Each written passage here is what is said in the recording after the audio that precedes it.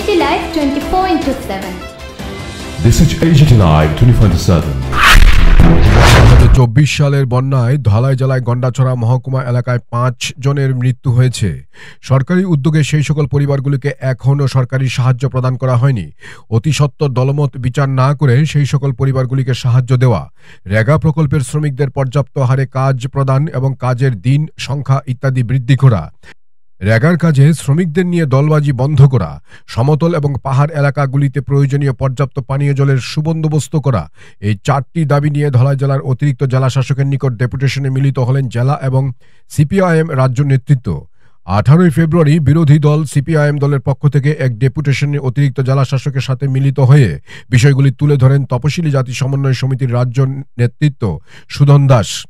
ডেপুটেশনকালে উপস্থিত ছিলেন সিপিআইএম ধলাই জেলা সম্পাদক অঞ্জন দাস, জেলা কমিটির সদস্য ললিত ত্রিপুরা, নারী নেত্রী অর্চনা দাস, বিজন পাল, অরূপ দাস, প্রবীর শাহী প্রমুখ।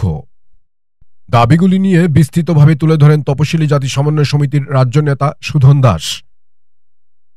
Report AGT Live 24/7। দাবি করেছি, সাংঘাতিকভাবে অভাব চলছে, চূড়ান্তভাবে খাওয়ার জোগাড় করতে পারছে না, একেবারেই কাজ নেই। আগে তো MGN রেগার কাজ হতো, পাশাপাশি অন্যান্য দপ্তরের কাজ হতো, বিশেষ করে বামফ্রন্ট সরকারের সময়।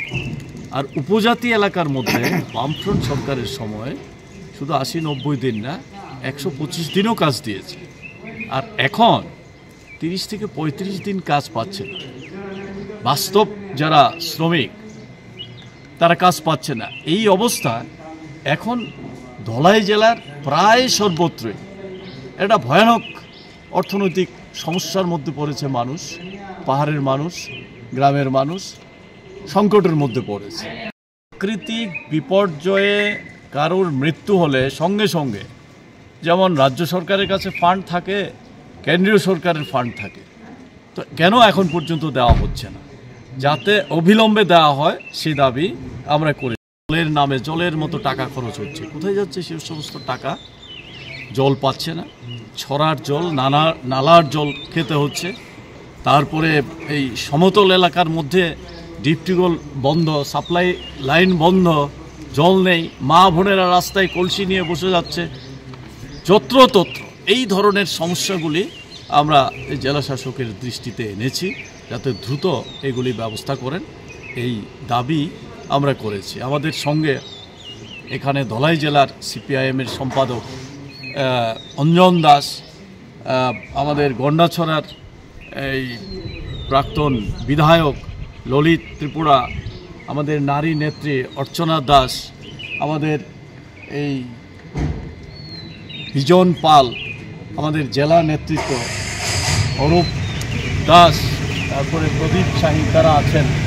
এই সব নেতৃত্বরা মিলে আমরা এখানে এসেছি। বিপর্যয়ের মধ্যে পরে তাদের মৃত্যু হয়েছে, এই ঘটনা আমরা জেলা শাসকের দৃষ্টিতে নিয়েছিলাম আগেই, কিন্তু এখন অবধি তারা এই কোনো রকমের সাহায্য পায়নি। এই সংবাদ ছিল আমাদের কাছে। আজকে আমরা এই বিষয়টা নিয়ে এসেছি। এই 4 জনের সঙ্গে আরও একজন জলে ডুবে মৃত্যু হয়েছে এই ডম্বুর জলাশয়ে, মৎস্যজীবী। এই 5টি পরিবারের জন্য আমরা এখানে এসেছি। এখানে এই এডিশনাল জেলা শাসক জানিয়েছেন যে একজনকে তারা এখন পর্যন্ত সাহায্য দিতে পেরেছেন, বাকিরা এখন পর্যন্ত সাহায্য পায়নি। তো খুব দ্রুত যাতে সাহায্য করে এই ব্যবস্থা নেওয়ার জন্য আমরা দাবি করে, তারপরে এই বাংলাদেশে গিয়ে গন্ধকি সংগ্রহ করে এনে জীবন জীবিকা নির্বাহ করার মতো অবস্থা আবার শুরু হয়েছে। এই সংকট, এই অভাব শুধু তার মধ্যেই সীমাবদ্ধ থাকছে না, তার মধ্যে দিয়েই রোগ জীবাণু ছড়ানোর যে বিষয়টা, খাওয়ার না পেলে তার প্রতিরোধ ক্ষমতা থাকে না, অসুস্থ হয়ে পড়ছে। এই ঘটনা ধলাই জেলার মধ্যে প্রায়ই ঘটে। এই অর্থনৈতিক সংকট থেকে রক্ষা করতে গেলে তাদের তো কাজ দিতে হবে, খাদ্য দিতে। সেই সময়ে জেলা শাসকের অফিস থেকে আমাদেরকে জানানো হলো এক্ষুনি নতুন করে কাজ দিতে পারছে না, কারণ তাদের ফান্ডের স্বল্পতা, ফান্ড নেই। কোথায় আছি আমরা? গ্রামের মানুষ কাজ পাচ্ছে না, জেলা শাসকের অফিসে এসে দেখলাম অর্থ নেই। এরকম চরম সংকটের মধ্যে আছে। আরেকটা বড় সংকট হচ্ছে পানীয় জলের সংকট।